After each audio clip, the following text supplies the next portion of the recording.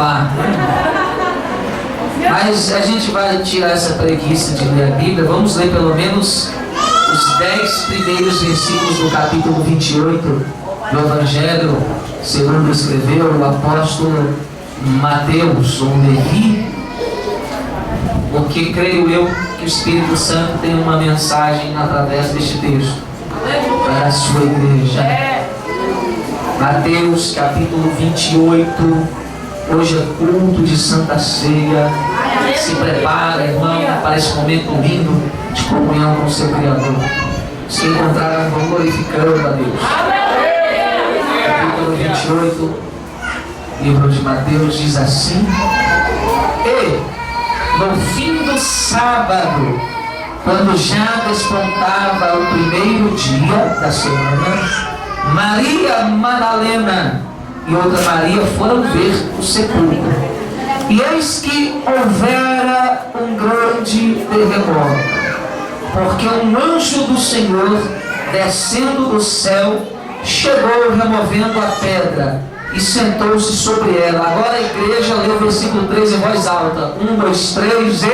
O seu aspecto era como um relâmpago, a sua veste branca como a neve. E os guardas, com medo dele, ficaram muito assombrados e como mortos. Mas o anjo respondendo disse às mulheres: não tenhais medo, pois eu sei que buscais a Jesus, que foi crucificado. Versículo 6, a igreja, 1, 2, 3 e... Ele não está aqui,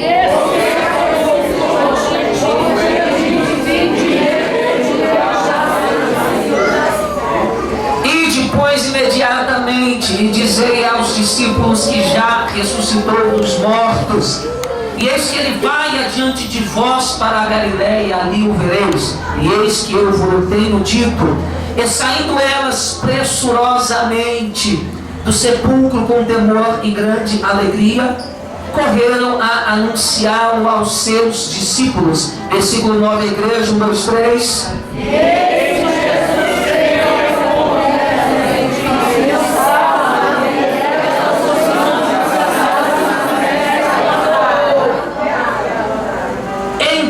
Jesus disse-lhes: não temais, ide dizer a meus irmãos que vão a Galiléia e lá me verão. Vamos fazer uma oração pela palavra. Feche os olhos. Senhor Deus, abençoa, meu Deus, o fluir dessa palavra, alimenta a nossa alma, nos direciona. Está aí a tua igreja que o Senhor comprou com o seu próprio sangue. Que eu possa ser instrumento, Senhor, nas tuas mãos mais uma vez, para a sua glória, honra e louvor. E os pentecostais falando em línguas podem se assentar. Eu falei falar em línguas, eu falei da aleluia. Acho que você tem os pentecostais falando em línguas, se assentem nos seus lugares.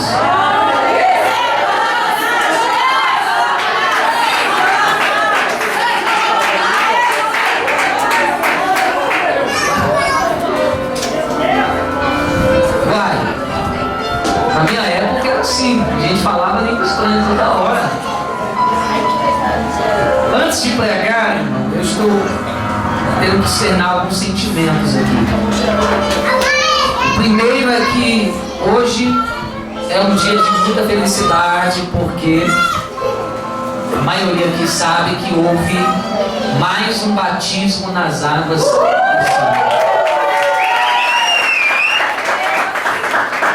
Olha que ainda tinha mais pessoas para se batizarem.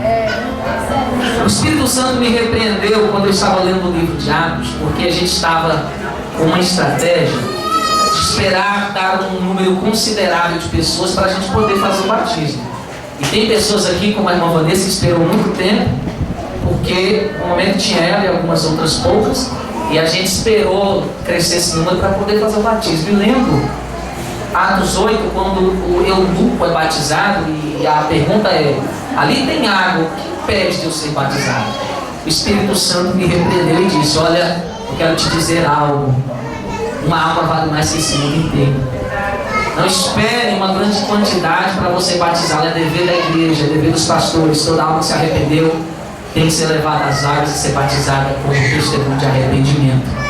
E com essa orientação, eu obedeci temendo ao Senhor e pude, hoje presenciar. Estávamos ali batizando essas 4 pessoas, 4 almas, que Jesus ama muito. Eu sei que Satanás tinha planos de destruição, mas Jesus chegou primeiro para abençoar, para salvar, para curar o coração, curar as feridas. E o mais lindo é que a mesma bênção que entrou na vida delas vai entrar no lar delas também. E aí, irmão, aí depois dessa alegria foi um mistério, né? Porque tem gente aqui que nesse culto de Santa Ceia, nessa tarde de domingo, engordaram alguns quilos aí, né? Porque teve um banquete ali na casa da irmã Beth. Aleluia, aleluia. E teve gente, irmão, que teve dó não, comeram mesmo. Por isso que eu, na hora dos irmãos da última oferta, eu fui um volume a mais assim, a camisa, e foram justamente as pessoas que estavam lá, né? Então, irmão, crente gosta de comer, hein? Esse povo comeu hoje. Fiquei sabendo que o irmão Léo comeu 5 maçãs. Depois comeu 5 pães. Uns 2 pratos de comida. E ainda a irmã Maíra juntou um monte de osso de arroz para levar para o cachorro. Ele já queria pegar pensando que era para ele de novo. Não, mas era para o cachorro. Desculpa.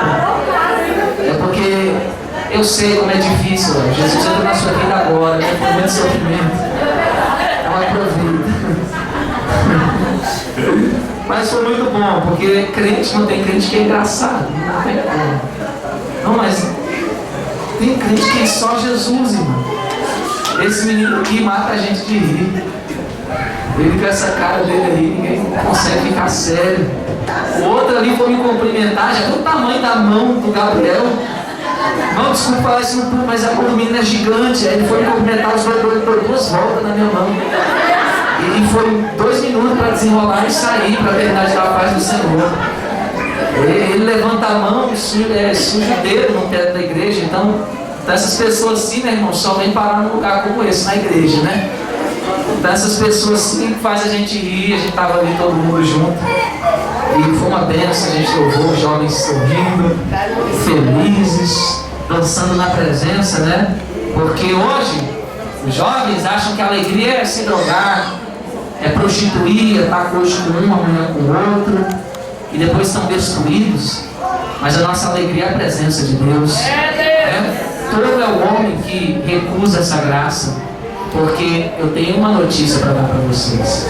Em breve Jesus está voltando, e essa alegria vai acabar, e muitos vão procurar a igreja e não vão encontrar, porque aquele que prometeu de vir não há de tardar. Louvado seja o Senhor, glorifique a Ele. Olhe para cá, o texto que nós lemos aqui fala sobre a ressurreição de Cristo. Diga assim: ressurreição. Olha para o seu irmão e pergunta para ele: você crê na ressurreição? A ressurreição antes era um mistério. Por quê? Porque os judeus místicos acreditavam na reencarnação. Tanto que quando João o Batista estava pregando à beira do rio, os entendidos de religião, da Bíblia da época, eles fizeram perguntas a João Batista. E as perguntas eram: és tu Elias? Tu és o Elias que há de vir? E João disse: eu sou apenas uma voz que clama no deserto. Eles tinham a expectativa de que esse grande profeta Elias seria reencarnado e voltaria para continuar a obra que ele mesmo começou. Mas Jesus Cristo, quando sobe ao Monte Tabor, ele traz uma revelação. E que revelação é essa? Ele sobe com apenas 3 dos seus 11 discípulos. Aí talvez alguém venha me corrigir e dizer: pastor, mas não eram 11, eram 12. Não, eram 11 discípulos, porque um era o diabo. Então, daqueles 11 discípulos, 3 são separados. E a maioria sabe quem é. Qual é o nome deles? Só quem Jesus fez algo maravilhoso na sua vida, fale mais alto. Se a igreja não participar, eu não prego. Eu agradeço a oportunidade de ser, eu vou embora. Eu economizo tempo, durmo mais. Amém? A igreja está aqui para participar e cultuar o Senhor.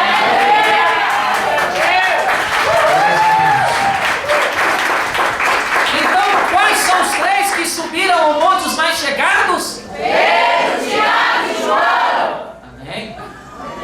Então esses três contemplaram algo inusitado. Por quê?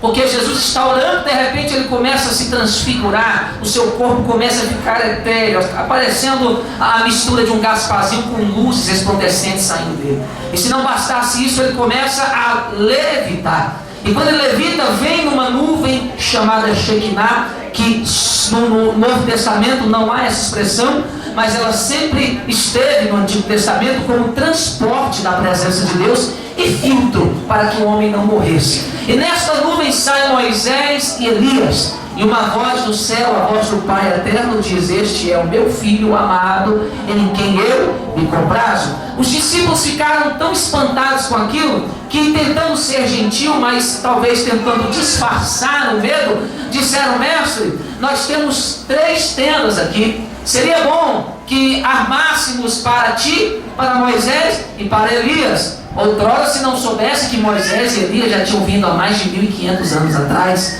já tinham morrido há muito tempo, então eles estavam tão desnorteados com a visão que nem pensaram nisso, que aqueles homens não eram homens da sua geração, mas se passaram há muito tempo. E quando eles começam a ter um entendimento, a ficha cai, e eles começam a pensar: ei, mas espera aí, Moisés faleceu há muito tempo. Moisés é o homem da história que meu pai contava para mim quando eu ia dormir, e Elias também. Então, quando eles estão apavorados, Jesus revela para eles o mistério e diz: olha, o que eu estou mostrando para vocês é algo chamado ressurreição. Isso é inédito, ninguém sabe disso, ninguém nunca ouviu falar disso. Porque Moisés e Elias estão aqui? Porque eles não provaram a morte, porque um foi arrebatado no redemoinho de fogo, e o outro Deus sepultou e escondeu para si. E esses mesmos que serão as testemunhas na época da grande tribulação entenderão o que é de fato a ressurreição. Então, quando Jesus está falando sobre isso a eles não entendem nada, e Jesus diz: tá bem, então já que vocês não entendem, também não comentem com ninguém, porque vocês vão ver. Quando vocês verem, vocês vão entender. E o que acontece? Semanas depois, nós vemos o acontecimento. Jesus Cristo está indo para a cruz. Jesus está sendo açoitado, está sendo humilhado para cumprir o propósito que ele mesmo veio determinando que cumpriria, obedecendo o Pai. Ele faz uma promessa: eis que eu estou indo, porque convém que o Filho do Homem seja levantado. Por que levantado? Porque essa expressão significa morte de cruz. E eles se espantaram e disseram: mas o Senhor é mestre, o Senhor é o Filho de Deus, como o Senhor vai morrer numa morte tão cruel, que é uma morte só para pessoas, para malfeitores, para as pessoas ruins, bandidos, pessoas que fizeram barbaridades. Mas eles não entendiam que isso era necessário para Jesus mostrar o poder de Deus e que de fato ele era Filho de Deus. Olha para o seu irmão, pega o nome dele, aperta aí até a clavícula dele estralar assim, e fala: ei, Jesus Cristo. Não, só o Gabriel que não pode apertar, senão a mão dele vai lá no joelho da pessoa, o filho dele. Então diz aí: Jesus tinha que provar que era e que é Filho de Deus. Olha para cá. E que prova seria essa? Porque a maioria das pessoas que viram Jesus operando milagres, fazendo maravilhas, criam que ele era um profeta. Diga assim: profeta. Agora fala assim: Jesus Cristo é mais do que um profeta. Irmão, pregar a palavra de Deus para as pessoas perdidas é fácil. Quando você prega para aqui no Brasil, para os nossos irmãos um pouco afastados da doutrina da sã palavra, chamados católicos, mas que são nossos irmãos cristãos, quando você prega para eles já é um pouco mais difícil. Porque eles cresceram aprendendo algo e eles vão dizer: não, eu não preciso de aceitar Jesus. Eu já aceitei Jesus desde criancinha. E aquela ladainha, porque a gente que é evangelista, que prega, já cansou de ouvir isso, né? Você imagina pregar para um judeu. Porque quando o ímpio vem para uma reunião, vê um demônio sendo expulso, vê um câncer saindo, vê pessoas sendo batizadas no Espírito Santo, ele fica maravilhado e diz: esse Deus é real. Eu vi mistérios naquela igreja, eu vi coisas que eu nunca vi lá fora. Mas você pregar para um judeu que viu coluna de fogo à noite para iluminar o caminho, coluna de nuvem de dia para tampar do sol, pão e carne descer do céu, a roupa crescer no corpo por 40 anos e as sandálias não rasgarem no deserto, no meio dos caminhos arenosos, e crescerem junto com os pés da criança. Aquelas pessoas que viram o mar vermelho se abrir, o rio Nilo ser transformado em sangue, coisas sobrenaturais. Imagina você pregar para um povo como aquele, e eles não criam de forma nenhuma que Jesus era o Filho de Deus por causa de sinais. Porque quando Jesus curava, já Eliseu curava também. Quando Jesus fazia alguma maravilha, já quando eu ia dormir, meu pai me botava para dormir, né, na história de Moisés, dizendo que era o vermelho, que ele fez milagres, ele orou e até se abriu, engoliu os inimigos dele. Então não tinha maravilha que Jesus fizesse e convencesse aquele povo. Meu Deus! Então Jesus precisava de algo a mais. E quando Jesus vai sofrer daquela forma na cruz, e todos pensando que ele seria um impostor, que não era o Filho de Deus, a Bíblia diz que o que ele mesmo profetizou aconteceu. Ele diz: destrua este templo, e em 3 dias eu o reconstruirei. Quem não tem o Espírito de Deus é burro. Fala assim: quem não tem o Espírito Santo mas só mais os médicos, os advogados, questão de vida, de eternidade, são os mais ignorantes. Você que tem o Espírito Santo é uma das pessoas mais inteligentes que existe nessa terra. E aquele povo não tinha o Espírito de Deus porque não creu no Filho unigênito do Pai. E quando Jesus está falando do templo, do seu próprio corpo, eles estão imaginando o templo material. Eles dizem: esse templo levou anos e anos para Herodes construir, como é que ele vai derrubar e reconstruir em 3 dias? Ele diz para aquela geração perversa: assim como Jonas esteve 3 dias e 3 noites na boca do peixe, convém que o Filho do Homem esteja 3 dias e 3 noites no seio da terra. Quem entendia isso? Ninguém. Então ele teve que mostrar para poder explicar àquele povo. O que acontece? Quando ele é colocado no sepulcro, o lindo da história é que ao 3º dia, passando-se o sábado, domingo de manhã, foi uma sexta de muita tristeza, muita dor, muita humilhação. Os últimos momentos de Jesus com os discípulos foi lavar os seus pés e dizer a eles: quem é maior neste mundo? O que está à mesa ou o que serve?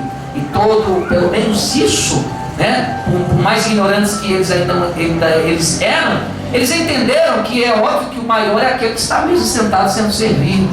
Mas Jesus disse: pois eu vou dizer algo a vocês, eu sou o que serve. E vós foram aqueles que ficaram comigo nas minhas tentações, e eu vos destino um reino. Levanta a mão assim.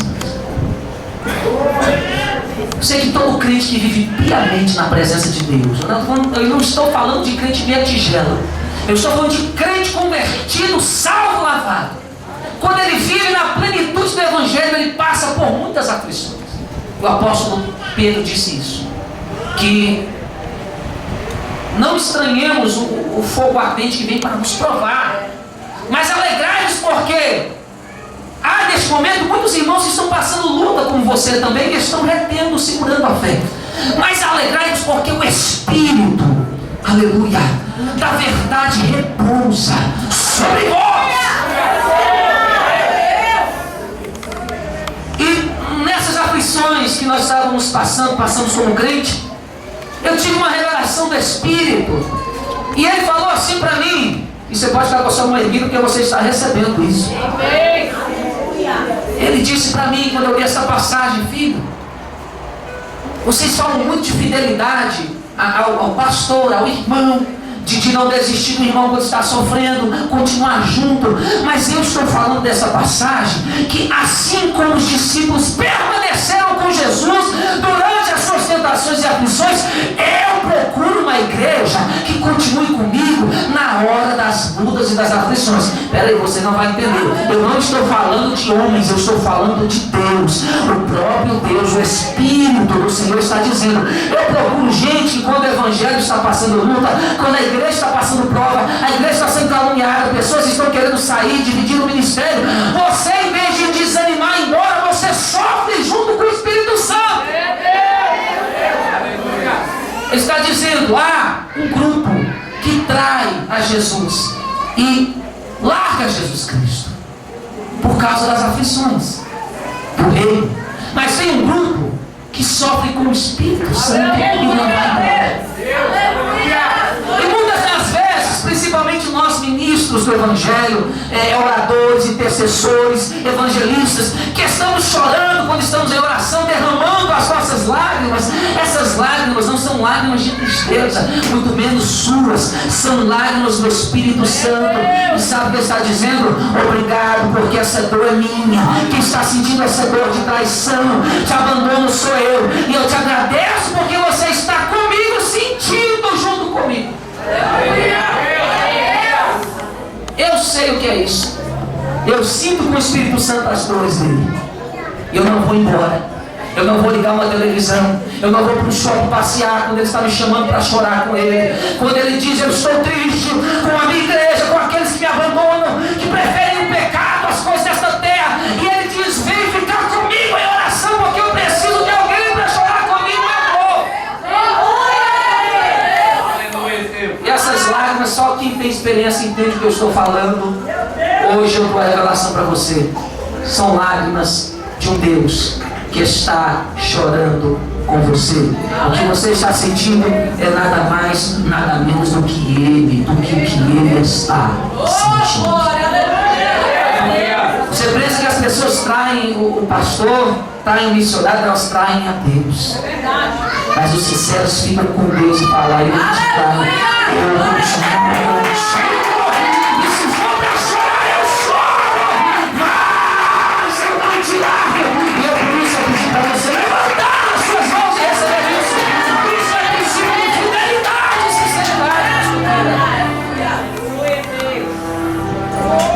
Jesus Cristo lava os pés dos discípulos, fala sobre servir.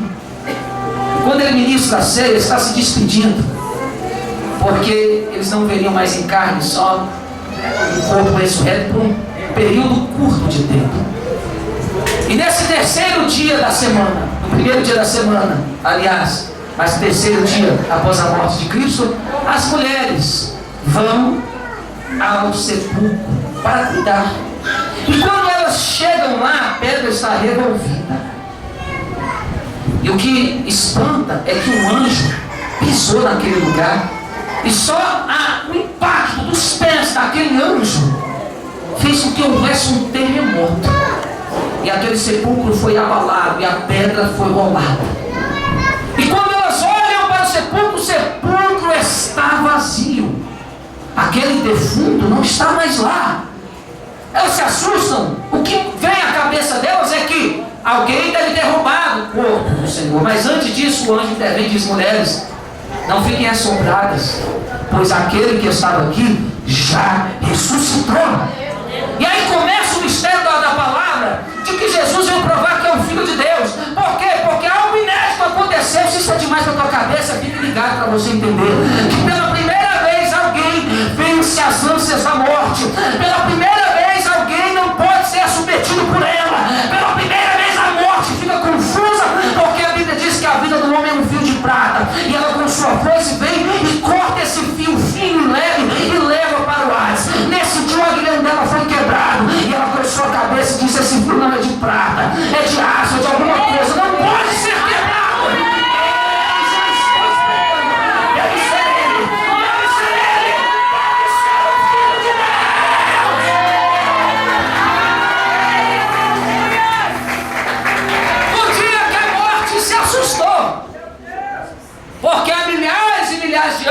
esse anjo, antes de Cristo, pegava as pessoas e esperava elas morrerem e levava para o Hades. Mas quando Jesus Cristo entregou o seu espírito, foi diferente. Ela não pôde pegar ele. Ela não pôde levar a alma dele para o Hades. E a morte ficou contrariada. Mas já levei tanta gente. Tem gente tentando fugir de mim e vem parar na minha frente. Porque quando ela chega não adianta fugir. E ali ela não entende. Porque aquele que é o Filho de Deus diz: ei, morte, você não me leva para o Hades, porque você é a força do pecado. Porque a palavra de Deus diz que o salário do pecado é o quê? Então o que alimenta o anjo da morte é o quê? O pecado. Mas como é que aquele que não tem pecado pode alimentar a morte? Então não há pecado nele, ele é santo, é o Filho de Deus, é o Cordeiro imaculado. E quando ela chega, ele diz: ei, não é na tua mão, eu não tenho pecado, é no Pai. Ei, Pai, em tuas mãos, não é tua, é na do Pai, fica aí, porque na sua eu me entrego.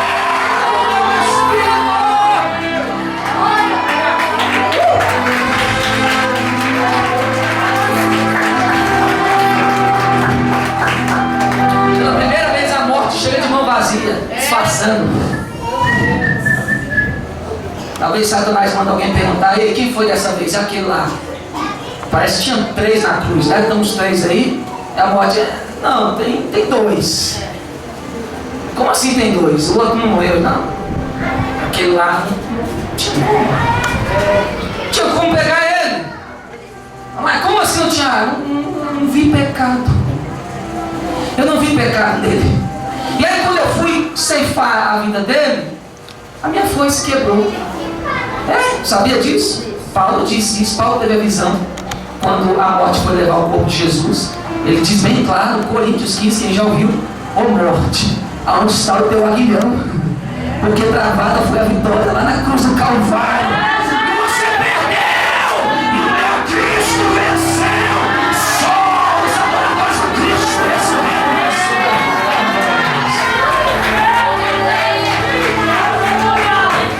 Fala com o seu irmão aí, muda a sua mentalidade. Fala aí. Você está muito acostumado a ver um Jesus derrotado. Irmão, olha, deixa eu te falar uma coisa. Eu nunca preguei isso, mas hoje eu vou pregar. E eu não sei porquê, hoje eu estou cismado com os meus irmãos católicos. Irmão, a gente vai na casa deles e tem aqueles crucifixos com Jesus estendido de cabeça baixa. E tem gente que olha para aquilo ali e ainda faz o sinal da cruz. Depois que eu orei, eu vi que isso é uma tribulação, é uma infelicidade, uma desgraça. E Deus odeia isso. Por quê? Porque a cruz foi aonde o pecado dos homens matou Jesus Cristo. Então a cruz matou Jesus, correto? Então eu quero perguntar aqui: quem tem filho? Se alguém pegar e matar o seu filho com uma arma de fogo na sua frente, disparar vários tiros nele, e depois você pegar o corpo e reconhecer a arma e olhar para aquele objeto, toda vez que você olhar para aquela arma, o que você vai sentir? Ou se alguém mata o seu filho com uma arma branca, com uma faca, quando você olhar para aquela faca, você vai sentir ódio, vai sentir raiva, porque você vai dizer: essa faca, essa arma matou meu filho. Então quando a gente está colocando essas cruzes, a gente está lembrando do instrumento que matou Jesus. E se não fosse o pouco, eles colocam um Cristo assim. E quando a gente prega Jesus, só prega: Jesus morreu, Jesus foi crucificado, Jesus foi açoitado. Irmão, ele foi. Eu vou repetir: ele foi passado. Mas hoje essa cruz não está com Deus morto assim, rendido pela morte. Ela está vazia.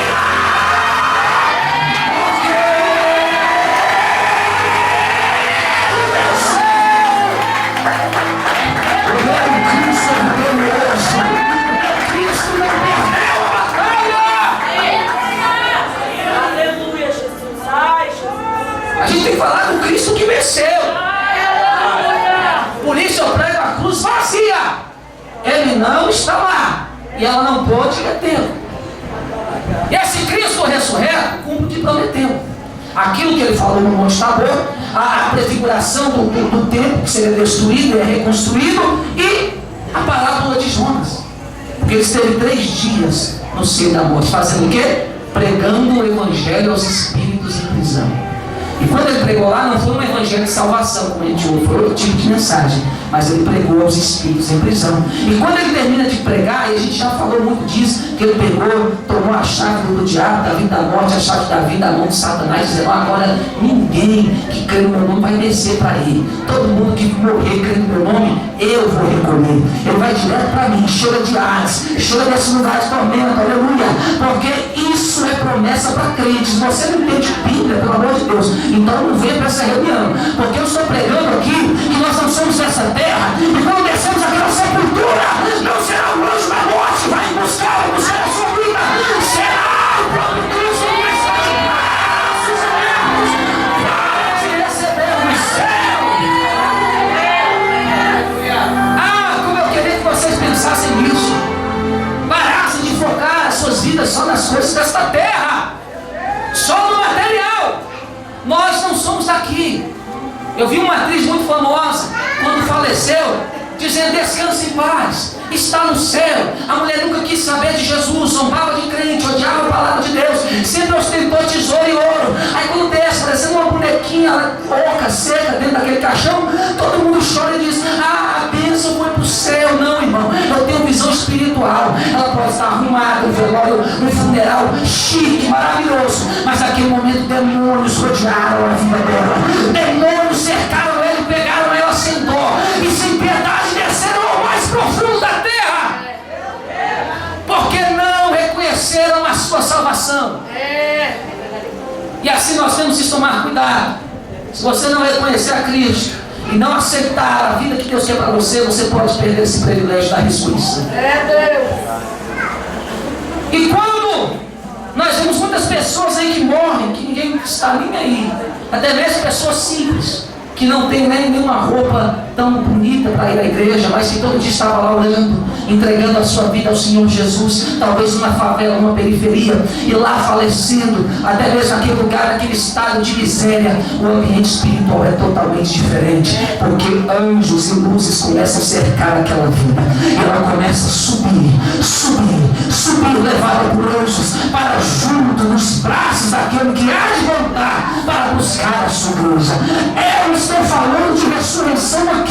Se tem crente ainda preso nas coisas desta terra, que acha que sexo é melhor que Jesus, que acha que dinheiro é melhor que Jesus, que acha que uma palavra no meio daquele povo fedendo a CC, a pinga, é melhor que estar no culto, esse culto não é para você, porque esse culto é para quem quer ir para o céu e sai da ressurreição.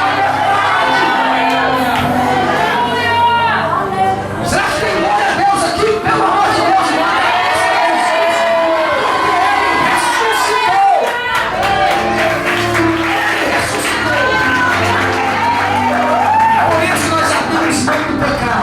porque nós queremos ser ressurretos como Ele. E Ele sobe, Ele cumpre a obra, chega diante do Pai, e Ele envia o Espírito Santo, e Ele diz: ficai em Jerusalém, até que do alto sejais revestidos do poder. O poder do Espírito que precisamos para dar testemunho de cristãos, para vencermos o pecado. E que o Espírito Santo seja na nossa vida como selo. Ou seja, no dia que a trombeta tocar, só quem tem o selo vai subir.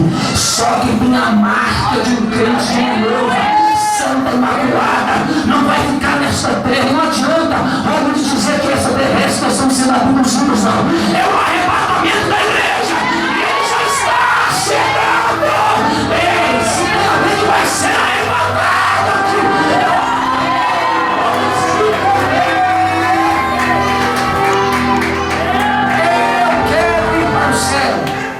Porque o meu Deus venceu a morte.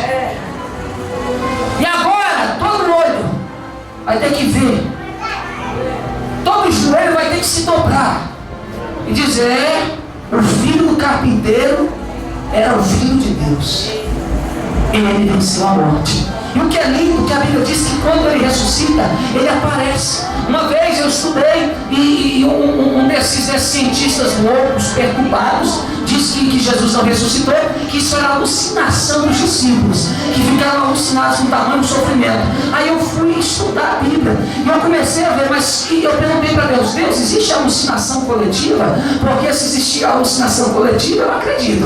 Porque primeiramente Jesus aparece a Maria Madalena, depois ele aparece às mulheres no caminho do sepulcro, depois aparece a Pedro, depois aos dois que iam no caminho de Emaús, depois ele aparece a todos os discípulos exceto a Tomé, e ele vai aparecendo a todos os discípulos agora, literalmente, mais uma vez, uma semana depois, e depois ele aparece a mais 7 discípulos no mar da Galileia, e depois ele aparece a 500 crentes de uma vez só, e depois ele aparece aos discípulos que receberam a grande comissão, e depois aos apóstolos, e depois a Paulo.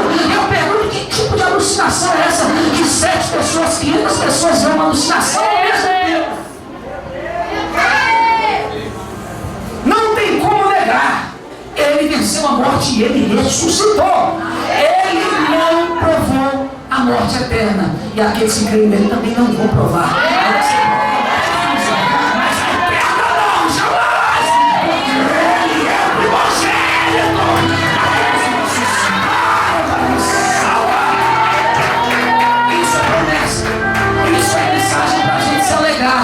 Isso é para aumentar a esperança, para a gente voltar a buscar a Deus como buscávamos antes. Ficar naqueles cultos que a gente não tinha preocupação de hora terminar, que horas eram. Porque quando você entra na presença de Deus, você entra na eternidade. Esquece horas, esquece tudo, você fica nessa dimensão.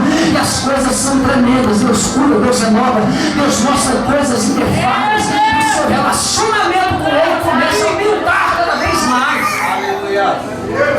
E nós precisamos de voltar a sentir isso. Precisamos de voltar a sentir Jesus Cristo ressurreto. O que eu acho lindo é que depois que ele ressuscita, quem é o primeiro cristão a ver que a ressurreição existe? Estevão. Ele está pregando. E devido ao ódio dos judeus, porque odiaram Jesus, começam a apedrejá-lo. E ele olha para o céu. E eu estava estudando a Bíblia, e toda vez que fala de Jesus após a ascensão, fala de Jesus sentado à destra de Deus. Diz assim, Jesus. Mais alto, Jesus. Sentado à destra de Deus. Mas nesse momento eu quero dizer que uma coisa é preciosa. A palavra de Deus diz que preciosa é a morte dos seus santos para o seu Deus. Eu quero dizer que a morte do crente é preciosa para Deus. A morte do ímpio é triste. Você vai no velório do ímpio, aquela tristeza, aquela opressão, aquele vazio. Mas no velório de um salvo é totalmente diferente, porque ele já está dançando com Cristo na glória. Ele está ali só o corpo, só a matéria, só a casa. Ele não está mais ali. Ali é só a carcaça. Ele está como o dono da vida, o autor da vida. O que eu acho lindo é que o Estevão está sendo apedrejado. Ele olha para frente e vê uma multidão furiosa com ele. Mas quando ele olha para o céu, ele não vê o Filho de Deus sentado à mesa. Ele vê o Filho de Deus em pé. Porque quando o discurso estava muito forte, ele defendeu tanto que Jesus era o Filho de Deus, que ele ressuscitou sem medo de acusação, de afronta, de ameaça. E Jesus levantou no trono, meu Pai, eu estou na Bíblia como assentado à destra, mas dá licença, eu vou ter que ficar de pé e bater palma desse cara. O cara está dizendo que eu ressuscitei, que eu sou o Filho de Deus. Eles estão batendo palma para Estevão. Estão pregando e as pedras já estão na mão. Aí de repente ele faz uma oração que só Jesus fez. O irmão percebeu. Só Jesus fez. E quem gosta de falar de Jesus tem uma consequência para a vida dele. Levanta a mão para receber.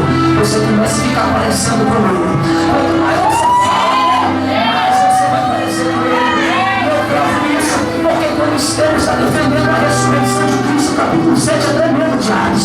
Aí ele olha para o céu e ele diz: ele começa assim, ele diz: olha, eu vejo o Filho de Deus em pé, a destra do Pai. É Jesus esperando, dizendo: vai, filho, pode morrer por mim, porque eu vou te dar um abraço. Eu gostei de você. E ele diz essas últimas palavras: Pai, perdoa, porque eles não sabem o que fazem. E quando antes de Estevão morrer, Jesus fala: ele não vai morrer, eu vou pegar ele antes da morte. Ele é morrer.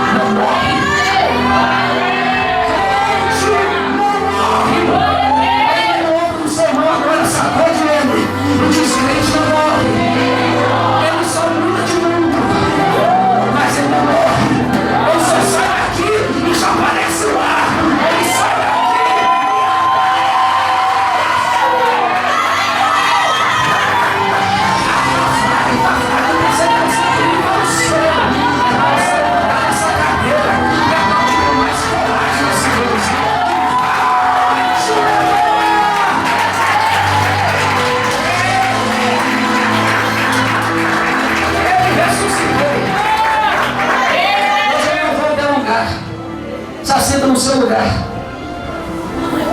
Quero terminar com uma coisa interessante aqui. Nós sabemos que os evangelhos podem ser considerados como o Gênesis do Novo Testamento. Por quê? Porque no Gênesis antigo, você está vendo que Deus está criando, no princípio, a terra sem forma vazia. Deus está criando, o verbo está em ação. E no livro de João 1 diz: no princípio, o verbo era Deus, estava com Deus. Então você vê a criação das coisas no Antigo e no Novo. E no Antigo Testamento nós sabemos que o pecado veio pela mulher. A cultura judaica, a mulher era muito desprezada por causa disso. Quem é que puxava os rituais fúnebres eram as mulheres. Elas iam à frente chorando, lamentando, porque eles diziam: porque foi ela que trouxe a morte para o mundo. A gente não morria, a gente era eterno, a gente não morria afogado, a gente pulava de montanha, a gente era um super-homem, a gente tinha 100% de intelecto, mas ela caiu na tentação da serpente, trouxe a morte para o marido, e assim todos nós provamos a morte. Então ela, quando alguém morre, ela puxa o funeral, para lembrar que foi ela. Isso é a cultura hebraica, a cultura judaica. E o que acontece é que quem foi expulso do jardim foi Adão e Eva. E a culpa, primordial, segundo os judeus, segundo os nossos estudiosos do judaísmo, a culpa primordial é da mulher. Por quê? Porque ela fez o erro que tirou o homem, a família do jardim. E eles foram o quê? Expulsos do jardim. Então a notícia da morte veio por causa da mulher.